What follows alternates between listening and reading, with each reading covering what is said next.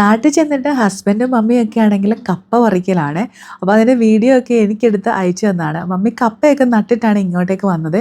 ഇവിടെ 3 മാസമൊക്കെ നിന്ന് നാട്ടിൽ ചെന്നപ്പോഴേക്കും കപ്പയ്ക്ക് വളമൊന്നും കിട്ടിയില്ലെങ്കിലും അത്യാവശ്യം കപ്പയൊക്കെ ഉണ്ടായിട്ടുണ്ട്. ഒരു മൂട്ടിലൊക്കെ 3ഉം 4ഉം കപ്പ വീതമൊക്കെ ഉണ്ടായി. നമ്മൾ ഒരു വളവും ചേർക്കാതെ ഉണ്ടായതായതുകൊണ്ട് തന്നെ ഭയങ്കര സന്തോഷമായിരുന്നു മമ്മിക്ക്.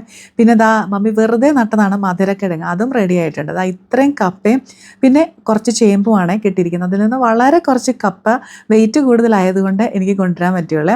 പിന്നെ കഴിഞ്ഞ വർഷം ഞങ്ങൾ നട്ടിട്ട് വന്ന റെഡ് ലേഡി ഓമയ്ക്കാണ്. ഈ വർഷത്തേന് നല്ല അടിപൊളി പഴമായിട്ട് വന്നിട്ടുണ്ട്. അപ്പോൾ മമ്മിക്കും ചീച്ചാനും അത് കഴിക്കാനായിരുന്നു യോഗം, ഞങ്ങൾക്കില്ലായിരുന്നു.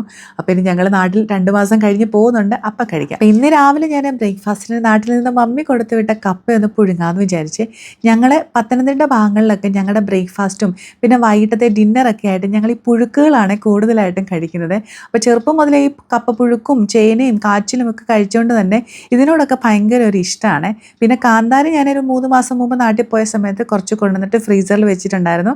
അപ്പോൾ ആവശ്യമുള്ളപ്പം ഇതുപോലെ എടുക്കും, പിന്നെ ബാക്കിയുള്ളത് അടച്ച് ഞാൻ ഫ്രീസറിലേക്ക് വെക്കും. അങ്ങനെയാണ്. കപ്പ പുഴുങ്ങുന്ന സമയത്താണെങ്കിൽ എനിക്കിനി എന്തൊക്കെ മീനും ഇറച്ചിയൊക്കെ ഉണ്ടെന്ന് പറഞ്ഞാലും ഈ ഒരു കാന്താരിയും ചെറിയുള്ളിയും വെച്ചുള്ള ചമ്മന്തി എനിക്ക് ഭയങ്കര ഇഷ്ടമാണ്.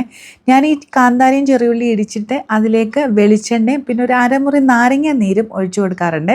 അപ്പം നിങ്ങൾ ഇതുപോലെ നാരങ്ങ ഒഴിച്ചു കൊടുത്തിട്ടില്ലെങ്കിൽ ഒന്ന് ഒഴിച്ചു കൊടുക്കുക, നല്ല ടേസ്റ്റാണ്. കപ്പ അടിപൊളിയായിട്ട് റെഡി ആയിട്ടുണ്ട്. ഈ ഒരു കപ്പ കഴിക്കുമ്പോഴാണ് ഇവിടുന്ന് വാങ്ങിക്കുന്ന കപ്പ ഒരു ടേസ്റ്റും ഇല്ല എന്നുള്ളത് നമുക്ക് മനസ്സിലാകുന്നത്. പിന്നെ ഈ കപ്പ പുഴുങ്ങുന്നതൊക്കെ സമയത്ത് സൈഡിലൊരു കട്ടൻ കാപ്പി കൂടെ ഞങ്ങളുടെ നാട്ടുകാർക്കൊക്കെ നിർബന്ധമാണ്. അപ്പോൾ ഇന്ന് രാവിലത്തെ ബ്രേക്ക്ഫാസ്റ്റ് അടിപൊളിയായിരുന്നേ.